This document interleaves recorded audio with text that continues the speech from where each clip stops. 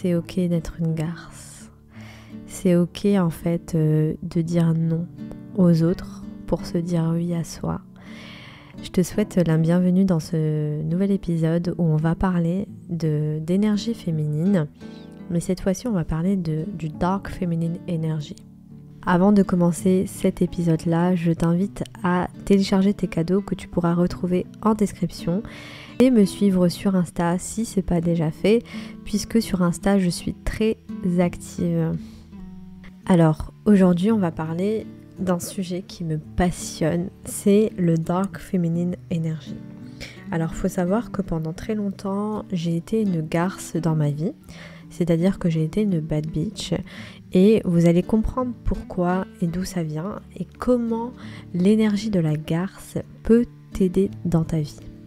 Déjà lorsqu'on est dans ce Dark Feminine Energy, et je peux te dire que toutes les femmes on a ce côté-là, d'accord ? Peu importe qui tu es, peu importe qui tu crois être, etc. On a ce côté-là, d'accord ? On a cette énergie-là en nous. Dans mon entourage, il y a beaucoup de personnes qui connaissent cette partie de moi. Donc, faut savoir que à l'époque, il y a pas si longtemps que ça en vrai, mais on m'appelait souvent bio femme fatale. Alors, pourquoi ? Parce que en fait, là on va parler que des bons côtés de cette femme-là, ok ? Parce qu'il y a aussi des mauvais côtés. Mais là on va parler de ses bons côtés. Et en fait, le côté du Dark Feminine Energy, c'est le fait de ne pas se laisser faire. Le fait d'assumer qui on est sans être désolé de qui on est en fait et qui on choisit d'être. C'est-à-dire voilà, moi je suis telle ou telle femme, si t'es content tant mieux, si t'es pas content, ben c'est pareil. Vous voyez ? Et pourquoi l'énergie de la garce m'a aidée dans ma vie ? Déjà dans un premier temps, il faut comprendre que moi je viens d'une famille très stricte, d'une famille religieuse qui est attachée à sa culture, etc. D'accord ? Donc j'ai grandi dans un environnement strict et faut savoir que chez moi, en tout cas dans mon environnement dans lequel j'ai grandi, c'est pas bon pour une femme, par exemple, de partir de chez elle avant qu'elle se marie.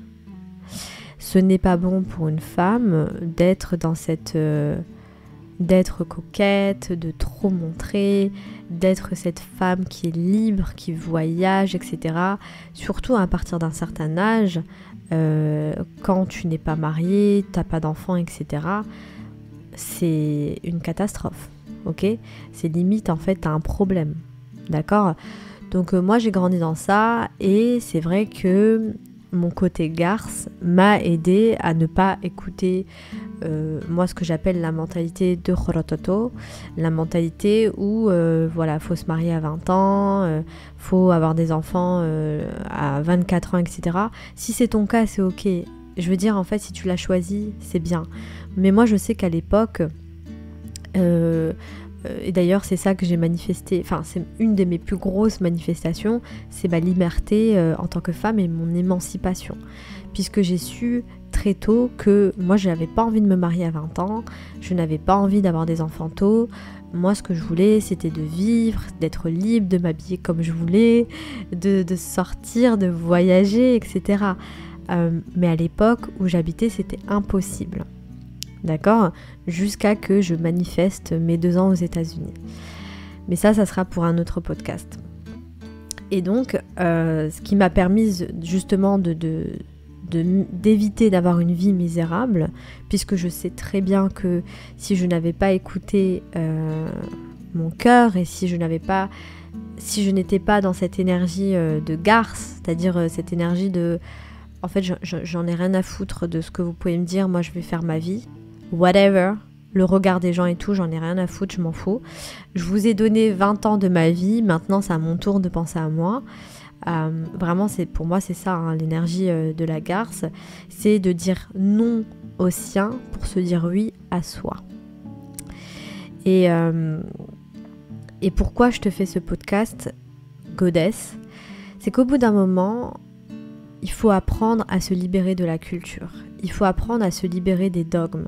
Il faut apprendre à se libérer en fait de tout ce qui t'empêche d'aller vers où ton cœur te dit d'aller. D'accord ? Et il n'y a que toi qui sais ce que tu as envie réellement. Ton désir ardent en fait. Ok ? Et je te dis pas de faire comme moi ou quoi, mais au bout d'un moment, être la fille sage, qui dit oui à tout le monde, gentille, comme on dit chez nous, Hadga, qui fait tout pour tout le monde, etc. Moi, en fait, mes 0 à 20 ans, enfin, pendant toute mon adolescence et jusqu'à que je parte, ma vie, c'était mes petites sœurs, faire à manger, faire le ménage, et voilà, je sortais pas, je faisais rien, tu vois. Et oui, dans ma famille, j'étais bien vue, puisqu'en fait, justement, je faisais rien. Mais à partir du moment où je suis partie de chez moi, et puis c'est que certains membres de ma famille, on est bien d'accord, avec une mentalité un peu arriérée, mais quand même, ça a eu un impact dans ma vie, avec ma mère, tout ça. Je vais pas trop rentrer dans les détails, puisque voilà, ça sert à rien, et puis c'est pas intéressant. Donc à partir du moment où je suis partie de chez moi, laisse tomber, j'ai commencé à être le mouton noir de la famille. Oui, mais elle fait des choses pas bien, etc. Alors que j'étais juste fille au père aux États-Unis. C'est tout, je surveillais des gosses, mais au moins j'étais libre, je m'habillais comme je voulais, etc. Enfin, je pouvais m'habiller comme je voulais. Voilà, j'avais pas des menaces ou quoi. Là, c'était vraiment, j'étais libre. Et donc, le fait d'aller à contre-courant, clairement, de ne pas faire comme mes amies d'enfance, elles sont toutes mariées. Et je dis pas que c'est mal ou mauvais, parce qu'en fait, c'est toi qui décides ce que tu veux. Mais je veux dire, faut pas être désolé pour qui tu es et pour la direction que tu prends. Voilà. Et pour moi, l'énergie de la garce m'a permise de tenir. De dire, en fait, moi je m'en fous, je fais ce que je veux, et puis whatever. Et puis même cette énergie-là, elle m'a aussi aidée aux États-Unis.